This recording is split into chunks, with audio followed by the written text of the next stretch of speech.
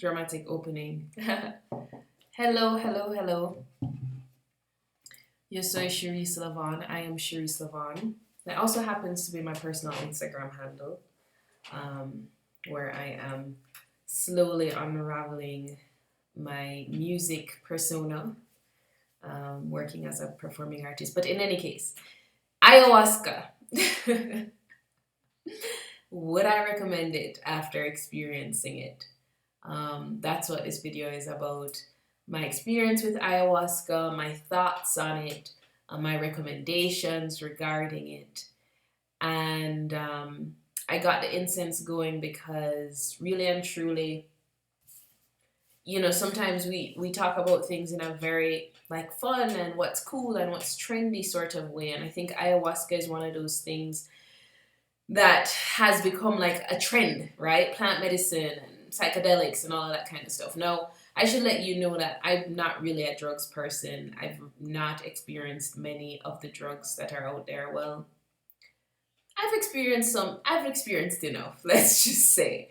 Ayahuasca is one that I'm willing to talk about because exactly this, just the buzzness of it. And I just thought it would be valuable to share what I think and what my experience was and what I would suggest to someone else.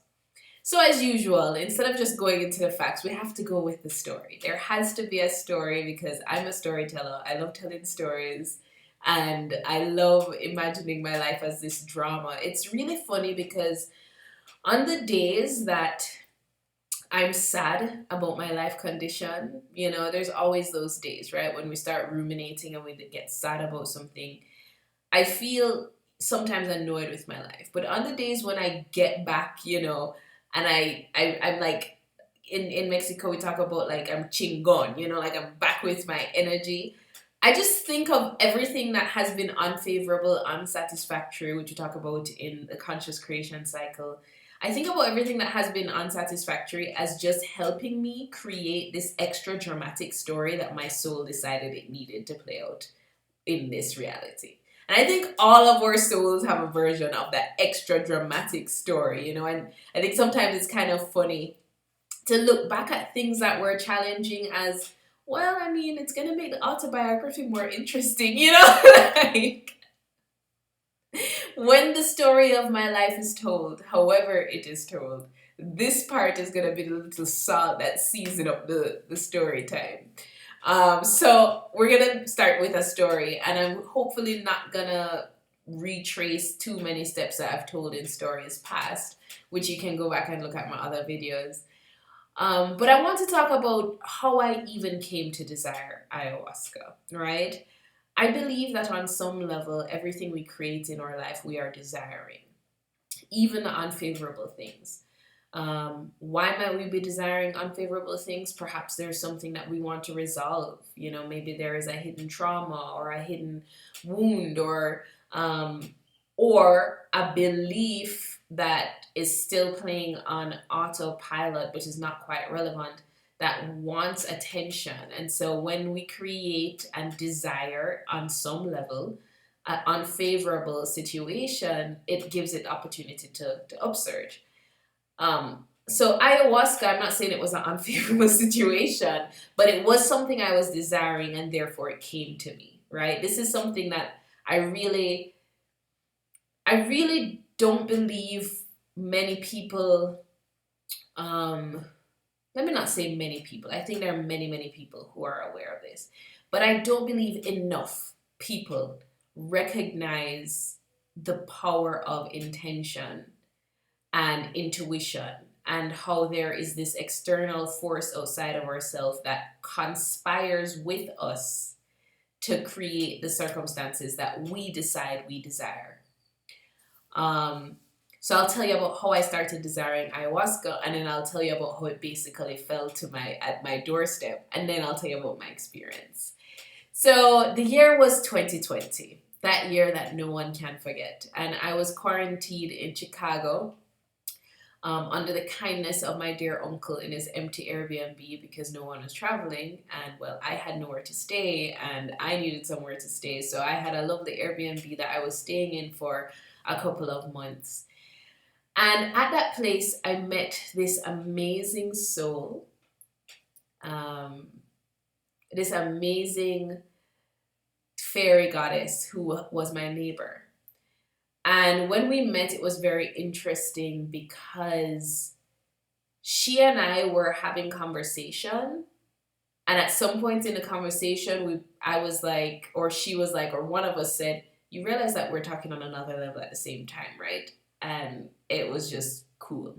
So our souls are obviously soul family, and we were having discussion beyond words, even as we spoke with words. And so I call her my soulmate. She is my soulmate. I'm so grateful for her. And we are kind of on this journey of figuring out what our souls want to do on this earth together, right? It's not a romantic relationship, but it is the deepest love I've ever felt. She's still in Chicago. I'm here in Mexico, but we are still super connected. And I mention her because around that time, I had been doing a lot of introspection. I mean, quarantine, I couldn't work really. I had my journal business at the time, so I had a couple of orders for journals coming in on Etsy. I would laser cut the journals, bind them, cut the papers, put it together, and send it off. It wasn't that much work that I was getting. I was slowly paying off an overdraft that I had to incur during the crisis of of the lockdowns and being stuck in the US, not a US citizen with an expiring passport, and having tried to figure out where am I going to go next since my country is closed. So there was a lot going on, and at that time, the thing that really brought me the most peace and ease was just being in a state of meditativeness, which I still carry with me today. It's very interesting because I really went into a very intentional hermit mode 2020, 2021. I was barely online, if at all. I think all of 2020 to near the end of 2021, I wasn't online. And then 2021, I came on and it was still just very personal stuff. And now I'm, allowing myself to be seen by the public. And it's very interesting in working on integrating the things I learned during that time of deep pensiveness with an outward expression of myself, right? So at that time, very specifically, my life was just, what is my spirit feeling in this moment? And I lived moment to moment to moment to moment to moment. I was not there. I was not there. I was here, fully present. And I struggle with that a little bit now, but I am getting a very nice flow. I think if you saw my video, How I Found the Secret Code to Happiness, I lay out at least a five-part approach that is supporting me right now when I am not just in my home environment, right? When I'm not just in my altar space, when I'm not just in my sacred space, when I've now started to interact with the world and all of its energies and forces, how can I be a little bit more aware to keep myself in alignment, right? Because we're going to have to be a little bit aware.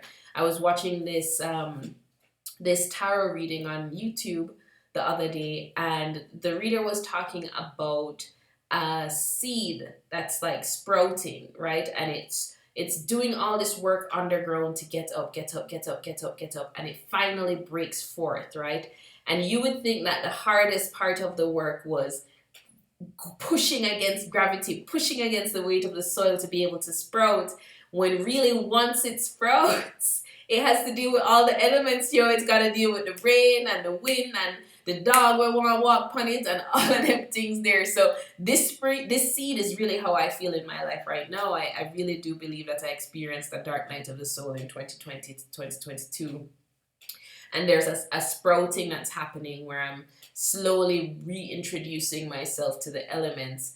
And so it takes a different approach than what I was doing when I was underground, right? Underground, yes, there was effort, but I was still sheltered from a lot of dynamics.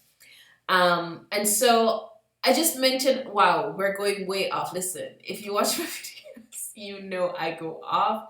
But I hope it's interesting. I really, really do hope it's interesting. And if it is, feel free to let me know in the comments. Feel free to subscribe. Feel free to share with your friends. Um, I'm not here for your entertainment, but if you're entertained, well, maybe I am. No, I'm not. I'm here for my entertainment. But if you are entertained in the process, que bueno. Que bien.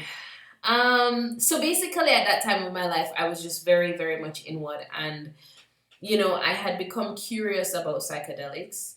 I had heard about ayahuasca. I was starting to do some research on ayahuasca. This was when I was back in Chicago in 2020. But I also, as much as I seem like a free spirit, let me tell you something. I'm a very cautious free spirit. I'm a Virgo, right? So my rising is Scorpio, which is the part of me that wants to get into the mystery of life. But my Virgo self is a very cautious self, relatively speaking, relative to how I think free spirited I appear on the outside to other people. I think other people experience me more as my Scorpio rising, but I experience myself as my Virgo sun, right? So my Virgo sun is like, okay, yes, Scorpio darling, I'm interested in this psychedelic thing, but listen, we have to take it easy. And so I had told myself that I don't know about this ayahuasca, but I'm interested in trying shrooms, which I'd never tried before at that point. So anyways, meet this lovely neighbor. We're having the sum of our lives, because I don't know if you've ever met someone from your soul family before, but it's magical, right? And so she and I just had this magical summer of dancing on the rooftop under the full moon, doing witch shit, watching Avatar high, and really like that's a movie that you have to be prepared if you're gonna watch it high, like we just had the best time during that quarantine lockdown. I was very, very grateful for her. And I remember one day I was at her house and she just said, hey, spirit told me to give you this, give you this, told me to give you this, and she handed me some mushrooms. Again, this is just how things happen, right, in my life. And so I was like, wow, interesting, because I really was just thinking that I wanted to try mushrooms. So I'm grateful. Thank you. So I had that experience with mushrooms, and I had another experience with it over that summer as well. And I guess I can talk about that in another video. What I would say about mushrooms is it feels to me, how I experience it is, it feels to me what my soul would feel like if I walked in awareness of how I am one with everything on every level. I think like now I walk with awareness that I'm one with everything on a more or less cognizant level. Yes, I feel it in my body. Yes, I feel it in my heart. Yes, I feel it in my soul. But I still think there are some limitations based on, I don't know, programming or evolution or something. I don't know. But for me, mushrooms feels like I get it. Like I get that everything is wave, nothing is particle, everything is just flowy. I'm flowing with it. I'm talking to the trees. I'm seeing them breathe. And I'm really feeling so grateful for these breathing trees, because they breathe, I breathe. Like that's what mushrooms feels like, more or less. And if you have never done mushrooms and you're interested in doing it, like I will say about ayahuasca, I think everything needs to be done consciously. If your spirit calls you to it, it will come to you. But I'm not giving any recommendations about whether or not you should do it. I would say though, if somebody in the world ever wanted to do it, I think it's best experienced in nature outside as opposed to inside. Anyways, moving on. So ayahuasca. So that happened. I experienced that, and I think I knew at that point that I at some point did want to try ayahuasca. Now I didn't know on a more soul depth level why I wanted to try it. And that revealed itself, I think, by the time I did it. But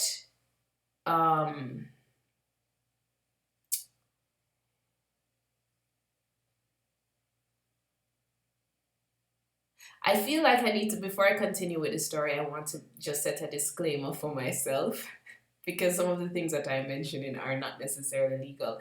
This story that I'm telling you is for entertainment purposes only, and that's that. Disclaimer. Okay, so I didn't really know why I wanted to try it, but that became more clear by the time I did. Before I went to Mexico, I had said I'm curious about ayahuasca. I didn't even know that it was available in Mexico. You know, you Google ayahuasca and you see Peru. So I'm like, okay, one day I'm gonna go to Peru and I'm gonna try this thing out. But while I'm in Mexico, I just need to chill for now. So, anyways, I'm in Mexico and I met a friend who played instruments in these ceremonies, right? Was a musician in these ceremonies. And so one day he invited me to a ceremony. And I was absolutely flabbergasted because I think it probably was the same morning or something that I'd been Googling and looking up and saying, you know, I'm curious about this ayahuasca thing. I'm just curious. That's what it was. I didn't think I was wanted to try it. I just knew I was curious about it. So this friend that I randomly made on the street, you know, works in these ceremonies and invited me to one. And so I was like, sure. So we go, and this first ceremony I actually didn't try the plant. I just was there sitting in meditation, observing what was going on. So we enter the space. It's like there's a big plot of land, but this is like a covered area, let's say like a garage or a terrace area, right? But it's covered. And as I walk in, there are lots of people in sleeping bags. Beyond the terrace, there is an open area where I can see that there's a bonfire and a circle of chairs. And so people are sitting in sleeping bags, and then at some point the ceremony begins and the shaman calls us to the fire. And because I'm there with the musician, I start dancing and singing intuitively. And you know, they're chanting and doing their stuff in the fire. And then at some point, they return to the sleeping bags where they receive the medicine. But this process is really, I would say the ceremony probably is 3 to 5 hours. And when I say 3 to 5 hours, I mean before you actually take the medicine, because the shamans are very careful to explain what is happening on a psychological, physiological, spiritual, emotional level. So they explain all of what is happening and what will be happening and what is DMT and what is all of that stuff. And they also open the space for you to talk about why you're here and what you hope to get from this experience and what you want to ask of abuela, of do they say abuela? No, they don't say abuela. But what you want to ask of the plant spirit, right? The spirit of the plant. And so that happens, and so you create you before anything happens, you're already in a state of awareness of yourself, of the others around you, and of this potential journey with the plant medicine. And so at some point, you know, people start taking the medicine and you take small dosages periodically throughout the ceremony. So maybe I think every 45 minutes or to an hour, and a dosage is administered. And you get to decide if after the first dosage you're fine, if you want 2, 3, 4, 5. The more dosages you take, the more intense the experience will be. So I'm there just sitting, observing, really just in a meditative state. I really was just meditating the whole time that I was there, because again, at this point in my life, I was miss meditation, and I do move through my life meditatively now as well, even though I am more active than I was at that point. So I had been used to, you know, being in a state of meditation 3-4 hours a day. And so in a ceremony, that's really what I was. And it was very interesting to me because in the morning, the shaman said to me that my presence actually supported him as he was doing his duties. So, yes, when I was there that first time, I saw people vomiting, um, which you've probably heard about if you've, Googled anything about ayahuasca. I wasn't so tapped into their experience because I was kind of just in my state. But I can tell you what I felt of the energy of the space was I just felt it felt powerful. It felt powerful, forceful, but calm. Right? It was very interesting. And this is not me having taken the medicine. I'm just sitting there. I'm just observing. So, anyways, that was my first experience. And in the morning after, I tried Temazcal for the first time, which is an ancient Maya ceremony. Temazcal is a Nahuatl word for, I think it's te and mezcal or something, for hot house. So it's like a steam house, but it is also a very transformative experience. And I do have a video on that, which is called I Survived an Ancient Maya something ritual Temazcal, right? So you can look for that. You can look that up on my channel as well. So I did Temazcal the next morning, and then we returned home. So that was my first time just being in the space of an ayahuasca ceremony. This is how the Virgo me works. I dip my toe, right? I come back out, I observe, I dip my toe again, I come back out. Many of the things that I've been successful in life, I was successful on the second or third time. And it's always because part of my success is the research, right? And this is why I think we really need to not in life judge ourselves when we fail at something, because every experience of something is in preparation for a future experience, right? So I think I may have attended maybe 2, maybe 3 more ceremonies before I actually decided, okay, yes, time for me to do this thing. Let's bring it on. So, how do you have to prepare? I'm going to start by saying how I view the ceremony, first of all, and then talk about the preparations that I had to do before the ceremony. In my perspective, my experience of ayahuasca was an opportunity to do that mushroom thing time infinity. So remember what I said to you about mushrooms? It was like understanding that I'm one with everything that's around me and just feeling that flow on a real total body, cellular, every part of me, wave, particle level, just feeling the oneness with everything. Ayahuasca is that times a bajillion. And it's more of this cosmic awareness of oneness. Like I think with shrooms, there's this awareness of oneness with nature, at least from my experience. With this plant medicine, it was more of an awareness of a cosmic, beyond time, beyond space, before the beginning of time and after the end of time experience. I'll go more into detail of my experience with that. But I just wanted to let you know at least what that experience was. So in the preparation, and this is kind of feeding into my recommendations if I were ever to recommend this to someone, which I legally would never do,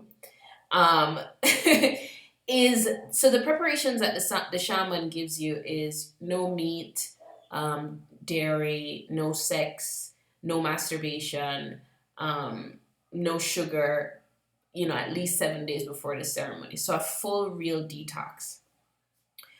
And I can see why that is, because you have to understand, if I'm talking about this idea that you are experiencing yourself on a more cosmic level, you're doing cosmic travel, okay? Have you ever traveled on an airplane and you get to the other side and you're jet lagged?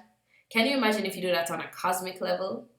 People don't talk about this a lot, but the fitter you are in life in general is the easier it is to travel through space and time. Like the more fit your body is. We know this, right? So when it comes to the preparation, the detox, strongly recommend that you observe that, as well as if you want to make it longer, because you want to come into this ceremony with one, as pure a body as possible, so that the detoxing process is not as dramatic, because it is a detox. And then also, it would be very, very helpful, extremely helpful, if you have a meditative practice and are used to holding your breath, holding your composure, being still, being at ease. And I'm going to tell you why I think that's very important. In my experience, I did not have a negative experience. I did experience detoxing in the form of diarrhea, which was actually comfortable. I don't know if I could say it was comfortable. It felt good. Like it felt like a good release. I suppose it feels better than throwing up, right? So I didn't throw up. I also didn't freak out or have any sense of like, I'm losing my mind, I'm losing control, which I know people have felt. And I also witnessed people in my ceremony feeling like, a sense of distress. I did not have that. But I really, really, really, really, really attribute that to the fact that I had been eating very clean leading up to the time. But most importantly, I had been so used to holding my composure in a state of meditation that even as the very, unfamiliar, let's call it, even as the very unfamiliar experiences surged up, I was able to hold myself. And I will tell you, there were 3 times in the ceremony. I did take the dose 3 times. So it was a strong dose. There were 3 times in the ceremony where I was just at the point of feeling like, okay, I'm about to lose my shit, right? And it was so interesting because I believe there were 2 shamans who were looking over the ceremony. I believe the shamans were so in tune with my energy. It was so weird. Just at that moment, they would come and they would be like, tranquila, respira, tranquila, relax, relax, just breathe, right? And so yes, highly, highly recommend that. Highly, highly recommend, if I were to hypothetically recommend, that people observe the detox period ahead of ceremony. Within the ceremony itself, I'm not going to go into detail about what I discovered or what I saw, but it definitely shifted I wouldn't say it shifted the trajectory of my life, but it shifted my perspective in such a way that I started to feel 100% comfortable with the trajectory of my life. And it really has created a new context, a new contextualization of everything I've experienced up until that point and since that point. It's funny because I actually found a piece of paper that yesterday that I had in an old journal, and it was like, okay, my new context. It all makes sense now. And I wrote out just the general context, just 5 lines, but I understood where I'm coming from, why I'm here, and where I'm going. I understood that very, very clearly. And so even though, and for me, this is probably more on a personal side, the main message that I got was, I am already successful. This is for me. I don't know if that's the message or takeaway that any other person gets. But for me personally, the main message I got was, my being, myself is my success, right? Like everything has led up to this expression of source energy in this specific human being at this particular point in time. And as long as I'm being authentically aligned to that, I'm good. I'm like, because I think before I was a little OCD about if I'm doing the right stuff, And another thing that I heard very clearly is everything matters and nothing matters. And it's just, if I might be sounding like I'm rambling at this point, so I'm going to continue, right? But the point is, it was a very transformative experience for me. I do not regret doing it. I do not know if I would do it again. There's a part of me that doesn't feel like it's necessary to do it again. When I came out of it, one of the things that I realized is that's not something you care to abuse. Like how with certain substances, people can be concerned about getting an addiction. I highly doubt it's possible to be addicted to ayahuasca. I don't know if there's someone who is okay, but at least not for me. That's not something. I had a good experience, I will say, but it was a strong experience. It took the strength of mind, body, emotions, energy, spirit that I had been cultivating I believe the 6 months prior, plus to land me in that moment, to be able to really receive that message with strength and not just like be bowled over. So I don't regret doing it. I don't see myself doing it again, at least not anytime soon. But we'll see. Who knows? Life will say, life will tell. I have done like mini doses in ceremonies since, because I continued to show up at these ceremonies and really get tutored under the shamans in intuitive dance and song. And so I would share in that way as well in the ceremonies, in a very, very powerful way for myself and for the participants. And so in those ceremonies, there may be like a very, very microdose that I would take to connect me with the energies that were around. But other than that, I don't know about that. So what about after? Now, for me, what was most difficult was the after. Again, I said it to you before. Imagine like you're going on a jet plane to Europe from the Caribbean, okay? By the time you get to Europe, you're jet lagged. Your body's in a different time zone. Imagine that happening on a cosmic level, okay? Like, this is the only way I can express it or explain it. Imagine cosmically traveling beyond space and time, recognizing that everything is nothing and everything matters and nothing matters. Seeing the duality of reality in its completeness, and then having to come back to live in the duality, to come back and to see the tree and know that yes, it is a tree, but technically it's not a tree. It was tricky, and I struggled. I actually had anxiety attacks for like the next, I would say, week. What grounded me, interestingly, was sex. That helped. That helped to bring me back, I think, into full awareness of my body and coming back into myself. But the first couple of nights back were very tricky. It was just, I'm walking around reality, understanding reality. And when you understand reality and you're in reality, for the first time, it's like, what the fuck's going on?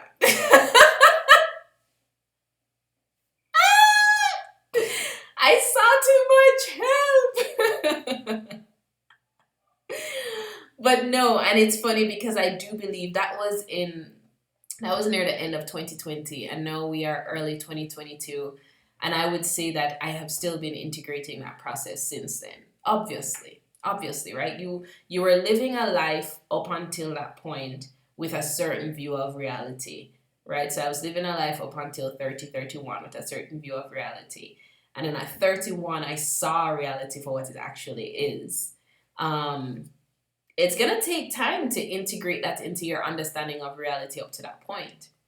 And so this is where I say, more than the ceremony, the time after the ceremony is the most important. How do you spend that time? Are you spending it in wise counsel? Are you getting counseled either by the shaman or by your psychologist or psychiatrist or your coach or whoever? How are you going to integrate that process? One of the first retreats I did design to share the ayahuasca experience, and it was a successful retreat. But I decided I wouldn't do it again until I had a bigger team. At the time, it was just one person, so it was very easy to hold space for them, along with the shaman. But specifically for that, and because of my experience, I was like, you're not coming to experience this in a week, okay? You're coming a week and a half before time to get prepared mentally, emotionally, spiritually. We're going to sit with the shaman. We're going to understand what's going on. We're going to know what's going on with you. We're going to know what challenges you have. You're going to have the ceremony. And then you're going to have 2.5 weeks after to try to start integrating that before you even go back to life as normal. And for me, if I were to do a retreat again that includes ayahuasca,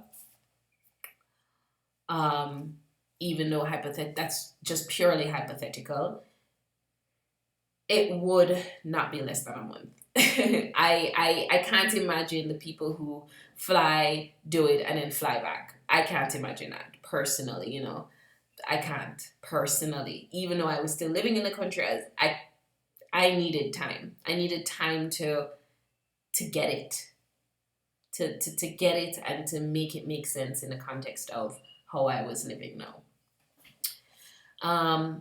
So yeah, that's it, I think. So hypothetically speaking, if anybody is interested in that, first of all, don't ask me for any contacts. I have none. If you want it, it will come to you. It will come to you. But what I would say is, it's not fun and games. It's real life, and real life is fun and games. So yes, but at the same time, it's intense. It's an intense experience, and it's something that you want to be sure you are prepared for.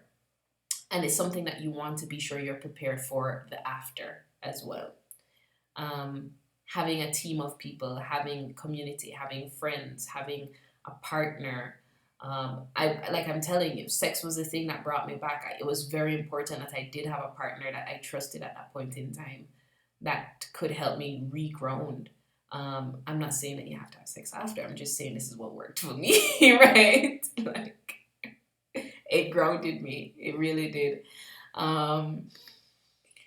Having your psychological support, or your coach or whatever, your shaman, just be considerate of the aftercare as well. Again, think of it as you are traveling to outer space and you're coming back and you're having that jet lag. Wise travelers know that when they're traveling intercontinentally, they have to give themselves some space to adjust.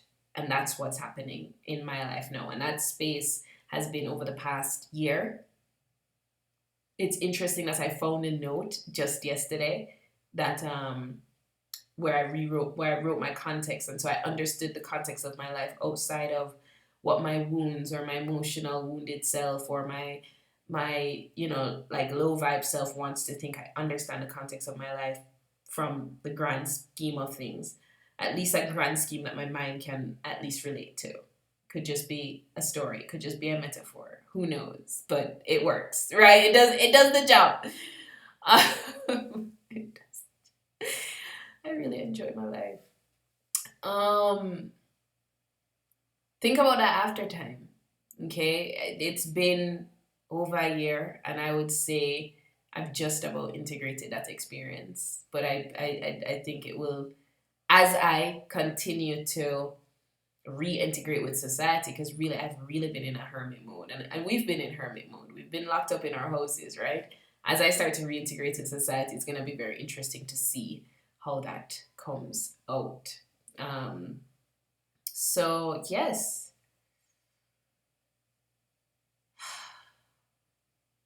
I send you love. I send you love, love, love, love, love. I remind you of my services. If you want to check them out, are in the link below. I offer intuitive readings on my website. I also design heart healing, rhythm resetting retreats in central Mexico. All the info for that is below in the links. You can feel free to contact me through my website.